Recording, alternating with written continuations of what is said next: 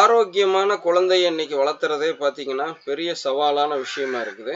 அதுவும் நடுத்தர வர்க்கம், ஏழை மக்களுக்கெல்லாம் அது பெரிய சவாலான விஷயம்.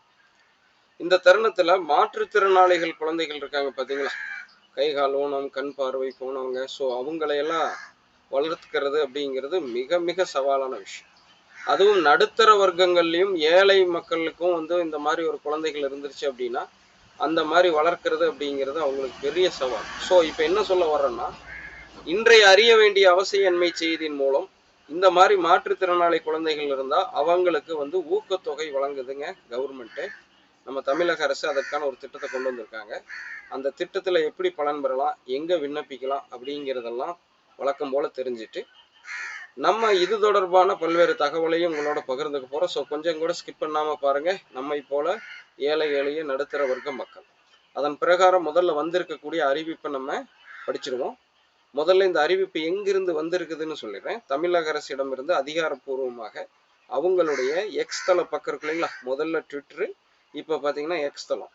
ஸோ அதில் பார்த்தீங்கன்னா டிஐபிஆர்னு சொல்லி இந்த மாதிரி செய்தி தொடர்புக்குன்னு அதிகாரப்பூர்வமாக இருக்கக்கூடியது தமிழக அரசுடையது. அதில் வெளியிடப்பட்டிருக்கிற செய்தி எடுத்து தான் உங்கள் முன்னாடி நான் வைக்கிறேன். என்னை பின்பற்றக்கூடிய லட்சம் நல்லுள்ளங்களில் இந்த கேட்டகரியில் கீழே இருக்கிற குழந்தைகள் பலன் பெறணும், அந்த பெற்றோர்களுக்கு போய் சேரணும் அப்படின்னு. ஸோ உள்ளே போகிறதுக்கு முன்னாடி இன்னொரு தெளிவாக கொடுத்துட்றேன். எந்த தரப்பும் சாராமல், மத்திய அரசோ மாநில அரசோ எந்த தரப்பும் சாராமல், அங்கே இருக்கிற கட்சியோ இங்கே இருக்கிற கட்சியோ எந்த தரப்பும் சாராமல் மக்கள் பலன் பெற தேவையான விஷயங்களை, அதுவும் நம்மை போல ஏழை எளிய நடுத்தர வர்க்கங்கள் பயன்பெற விஷயங்களை உங்கள் முன்னாடி தொடர்ந்து வச்சுக்கிட்டு இருக்கேன். அந்த மாதிரி இதுவும் ஒரு பதிவு. ஸோ அந்த எண்ண ஓட்டத்தில் பாருங்கள். இப்போது மாற்றுத்திறனாளி அமைச்சகத்தின் கீழே கொண்டு வரக்கூடிய இந்த திட்டத்துடைய அறிவிப்பை முழுதாக பார்த்துடலாம். மாற்றுத்திறனாளி மாணவர்களுக்கு கல்வி உதவித்தொகை மற்றும் வாசிப்பாளர் உதவித்தொகை பெற்றிட விண்ணப்பிக்கலாம். உங்களுடைய விண்ணப்பங்கள் வரவேற்கப்படுகிறது அப்படின்னு சொல்லி அந்த உதவித்தொகைக்கான ஒரு ஸ்ட்ரக்சர் கொடுத்துருக்காங்க. அதையும் நான் படிச்சிடுறேன். இதை நம்மளுடைய சிசி நியூஸ் தமிழுடைய சேனலில் கம்யூனிட்டி போஸ்டாகவும் போட்டுறேன், அங்கேயும் நீங்கள் பார்க்கலாம். அதன் பிரகாரம் 1லிருந்து 5ஆம் வகுப்பு வரை இருக்கிறவங்களுக்கு 2000 ரூபாய் கல்வி உதவித்தொகை இது. ஓகேங்களா? 6லிருந்து 8ஆம் வகுப்புக்கு 6000 ரூபாய், 9லிருந்து 12ஆம் வகுப்புக்கு 8000 ரூபாய், இளங்கலை ஸோ பேச்சுலர் டிகிரின்னு சொல்றாங்க இல்லைங்களா, அவங்களுக்கு 12000 ரூபாய், முதுகலை அல்லது மருத்துவம் பொறியியல் படிக்கிறவங்களுக்கு 14000 ரூபாயின்னு சொல்லி கல்வி உதவித்தொகை மாற்றுத்திறனாளி மாணவர்களுக்கு. சரிங்களா? இது போக இன்னும் என்ன இருக்கு அப்படிங்கிறத தெளிவாக பார்த்துருவோம். ஸோ நல்லா தெரிஞ்சுக்கங்க.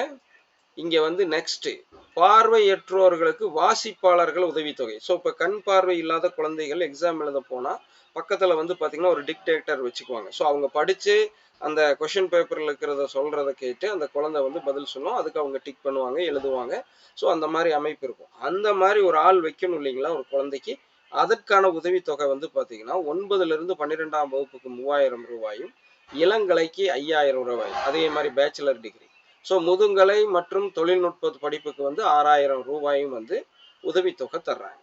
இப்போ உதவித்தொகை என்னென்ன கேட்டகரி எவ்வளோன்னு பார்த்துட்டோம். இப்போ இதை பெறதுக்குன்னு ஒரு குவாலிஃபிகேஷன் வேணும் இல்லைங்களா. மாற்றுத்திறனாளியாகவே குழந்தைகளாகவே இருந்தாலும் அவங்க பெற்றோருக்கு இல்லை அந்த குழந்தைக்குன்னு ஒரு குவாலிஃபிகேஷன் கவர்மெண்ட் ஃபிக்ஸ் பண்ணியிருப்பாங்கல்ல, அதை இப்போ நம்ம என்னன்னு பார்க்கலாம். அரசு அல்லது அரசு உதவி பள்ளி கல்லூரிகளில் பயிலும் மாணவர்கள்.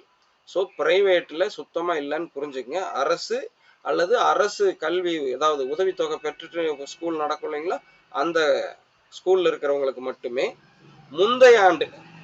இப்போ குழந்தை பார்த்தீங்கன்னா இப்போ ஒரு படிக்கிறது ஒரு 10ஆம் வகுப்பு அப்படின்னா, கடந்த ஆண்டுனா 9ஆம் வகுப்பு. 9ஆம் வகுப்புல பார்த்தீங்க அப்படின்னா 40% மேலே மதிப்பெண் எடுத்திருக்கணும்.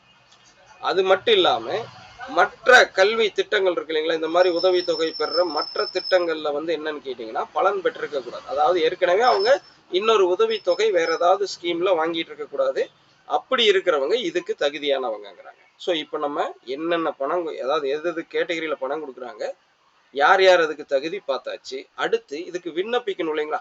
இப்போ இந்த தகவலை தெரியற நீங்க எங்க போய் விண்ணப்பிக்கலாம்னு அடுத்த சந்தேகம் வரும். ஸோ இப்போ அதை நம்ம பார்த்துருவோம். விண்ணப்பிக்கும் முறை பார்த்தீங்கன்னா மதிப்பெண் சான்றுடன், ஏற்கனவே இருக்கிற மாணவர்களோட மதிப்பெண் சான்றுடன் tnEsevai.tn.gov.in அப்படிங்கிற இணையதளத்தின் மூலமாக விண்ணப்பிக்கலாம்னு சொல்லியிருக்காங்க. அந்த லிங்கை கீழே கொடுத்துட்றேன், டிஸ்கிரிப்ஷன்லேயும் கமெண்ட் செக்ஷன்லேயும் பயன்படுத்திக்கங்க. மறக்காம மீண்டும் ஒரு முறை வேண்டுகோள் வைக்கிறேன், உங்களுக்கு நல்ல ஆரோக்கியமான குழந்தைகள் இருந்தாலும் நல்லது, அது அப்படியே இருக்கட்டும். மற்ற இந்த மாதிரி மாற்றுத்திறனாளி குழந்தைகள் இருப்பாங்கள்ல, பெற்றோர்கள், உங்கள் நண்பர்கள், இல்லை பார்க்குறவங்களே ஒரு குழந்தைகளாகவே இருந்தீங்கனாலும் உங்களுடைய சக நண்பர்கள் இருக்காங்கள்ல மாற்றுத்திறனாளி குழந்தைகள், அவங்களோட பகிர்ந்து விடுங்க. சரிங்களா? ஸோ அதுக்கப்புறம் விண்ணப்பம் வந்து நம்ம அதாவது அதில் அப்ளிகேஷன் போட்டதுக்கப்புறம் தேவையான ஆவணங்கள் நீங்கள் அந்த அப்ளிகேஷன் ஃபில் பண்ணிலேயே வரும். என்ன மேக்சிமம் கேட்க போகிறாங்க, குடும்ப அட்டை கேட்பாங்க, உங்களுடைய பிறப்பு சான்றிதழ், அதுக்கப்புறம் birth certificate, community certificate, nativity certificate, இதெல்லாம் அதுதானே இப்போ தமிழ் மாதிரி நம்ம உச்சரிக்கிறோம். ஸோ அதுலேயே வச்சுக்குவோம். அது கூட ஆதாரு, அப்பா அம்மாவுடைய ஆதாரு, முன்னாடி படித்த டிசி, அந்த படித்ததுக்கான மார்க் லிஸ்ட்டு, இதெல்லாம் தான் இருக்கும். ஸோ இதோட வந்து பார்த்தீங்கன்னா நம்ம மாவட்ட மாற்றுத்திறனாளிகள் நல அலுவலகத்தில் போய் சமர்ப்பிக்கணும். ஸோ விண்ணப்பம் நம்ம இங்கே ஆன்லைனில் போட்டாலும் நம்மளுக்கு ஒரு அப்ளிகேஷன் வரும். அந்த விண்ணப்பத்தோட மீதி இருக்கக்கூடிய இந்த மாதிரி சான்றிதழ்கள், சரிங்களா? இன்னும் இதை விட சரியாக எக்ஸாக்டாக அதில் ஏதாவது இருக்குதாங்கிறத நம்ம ஏதாவது ஒரு குழந்தைகளுக்காக பதிவு பண்ணியில் அந்த தகவலையும் தெரிஞ்சுட்டு நம்ம உங்களுக்கு அடுத்து ஷார்ட்ஸாக கூட போடுறோம். முடிஞ்சால் தேவையாக இருந்தால் அதை அப்ளிகேஷன் போடுவோம் இல்லைங்களா, அதை வந்து ஃபுல் வீடியோவாக கூட நம்ம எடுத்து போடலாம் ஒரு குழந்தைக்கு அப்ளை பண்ணையில். ஸோ இப்போ என்ன பண்ணலாம், இதெல்லாம் எடுத்து கொண்டு போய் சமர்ப்பிக்கலாம். ஸோ இதெல்லாம் ஓகே. எத்தனை நாளைக்கு நம்ம 365 நாள் அப்ளை பண்ண முடியாதுல்ல, அதுக்கு ஒரு வரையறை வச்சுருப்பாங்கல்ல, அது வந்து பார்த்தீங்கன்னா 20/7/2025 அப்ளை பண்ணிடலாம். ஸோ அதனால தான் இன்னைக்கு தேதி 11, இந்த காணொலி எடுத்துக்கிட்டு இருக்கிற நேரம் 11/7/2025. இன்னையோட சேர்த்து 10 நாள் இருக்கு. முடிந்தவரை எவ்வளவு தூரம் ஷேர் பண்ண முடியுமோ ஷேர் பண்ணி விட்டு மக்களை பலனடைய வைங்க. ஓகேங்களா? திரும்பவும் சொல்றேன், எந்த தரப்பும் சாராமல் நாங்கள் உங்க முன்னாடி வச்சுக்கிட்டு இருக்கோம். இப்போ இதிலிருந்து நம்ம வைக்கக்கூடிய விஷயங்கள் என்ன? இந்த மாதிரி கல்வி உதவி தொகைகள் தேவைப்படுறவங்க அப்ளை பண்ணுங்க, அதை வந்து பெறுங்க, அதுல எந்த மாற்று கருத்தும் இல்லை. முடிந்தவரை நம்ம ஜெம்சியின் குடும்ப உறவுகள் இந்த சிசி நியூஸ் தமிழ்ல பாக்குறவங்க, நீங்க ஆரோக்கியமா இருக்கிறப்பவே திருமணத்துக்கு முன்பே உங்களது உடலை ஆரோக்கியமா வச்சுக்கங்க. நாளைக்கு இந்த மாதிரி மாற்றுத்திறனாளி குழந்தைகள் உங்களுக்கு பிறக்காத மாதிரி பார்த்துக்குங்க. அதுக்கு நல்ல உணவுகள், நல்ல உடற்பயிற்சிகள், நல்ல மனநிலை வச்சுக்கங்க. இந்த ஜங்க் ஃபுட்டுகள், அதிக தூக்கம் இல்லாமல் இருக்கிறது, ஸோ பணம்னு மொபைல்கள் அதிகமாக யூஸ் பண்ணி இந்த சமூக ஊடகங்களுக்கு அடிமையாக இருக்கிறது, ஸோ இப்போ இந்த மாதிரி விஷயங்களில் வந்து நீங்கள் சிக்காமல் தயவு செய்து உங்களை ஆரோக்கியப்படுத்திட்டீங்க அப்படின்னாலே இந்த மாதிரி தேவைகள் உங்களுக்கு நாளைக்கு வராது. ஏற்கனவே இருக்கிறவங்களுக்கு இது பலன் பெற்றுட்டு போகட்டும். இன்னும் திருமணத்துக்கு முன்பு இருப்பவர்கள் கொஞ்சம் அக்கறை எடுத்து நாளைக்கு உங்களுக்கு வரக்கூடிய அடுத்த சந்ததியினர் முழு ஆரோக்கியத்தோடு இருக்கணும். நான் இன்று எடுக்கக்கூடிய உணவுகளும் வாழக்கூடிய வாழ்வியல் முறைகளும் என்னுடைய ஆரோக்கியத்து சம்பந்தப்பட்டது மட்டும் அல்ல, என்னுடைய வருங்கால சந்ததியினருடைய ஆரோக்கியம் சம்பந்தப்பட்டது. அதனால நான் இப்பவே எனக்கான ஆரோக்கியமான உணவுகளையும் வாழ்வியலையும் கடைபிடிக்கிறேன்னு ஒரு முடிவெடுத்து கடைபிடிங்க. அதுதான் சரியான தீர்வாக இருக்கும். இது இப்போதைக்கு ஒரு டெம்பரவரி தீர்வா இருக்கட்டும். ஸோ நம்மளுடைய நோக்கம் எப்படி சொல்லுங்க, ஊனம் இல்லாத, நோய் நொடி இல்லாத ஒரு ஆரோக்கியமான சமுதாயத்தை உருவாக்கணும். அதற்கு ஒவ்வொரு தனி மனிதனும் தன்னுடைய பங்களிப்பை தரணும். இதோட முடிச்சுக்கிட்டு இது தொடர்பான வேற ஏதாவது தகவல் தெரிஞ்ச அடுத்த பதிவில் நான் உங்களுக்கு சந்திக்கிறேன். அதே மாதிரி இப்போ நான் இந்த போஸ்ட்டை வந்து கம்யூனிட்டி போஸ்ட்டாக போட்டுறேன். சின்ன தகவலாக இருந்தால் ஷார்ட்ஸ்லையும் நான் வெளியிடுவேன். ஸோ சிசி நியூஸ் தமிழை தொடர்ந்து ஃபாலோ பண்ணிக்கிட்டே இருங்க. நம்ம போல நடுத்தர வர்க்க மக்களும் ஏழை எளிய மக்களும் பலன் பெறக்கூடிய முக்கியமான இந்த மாதிரி விஷயங்கள் அதிகாரப்பூர்வமான தகவல் வந்த உடனே உங்கள் முன்னாடி தொடர்ந்து எடுத்து வச்சுக்கிட்டே இருப்பேன். முன்கூட்டியே நம்ம தயாராகிறதுக்கு தேவையான திட்டங்கள் வர்ற மாதிரி இருந்தாலும் அதுக்கும் வழிகாட்டிக்கிட்டே இருப்பேன். ஒவ்வொரு திட்டத்திலும் எங்கே நம்ம போய் பலன் பெறலாம், எங்கெங்கே எல்லாம் இந்த மாதிரி விஷயங்களை தேடி பெறலாம்னு உங்கள் முன்னாடி வச்சுக்கிட்டே இருக்கேன்.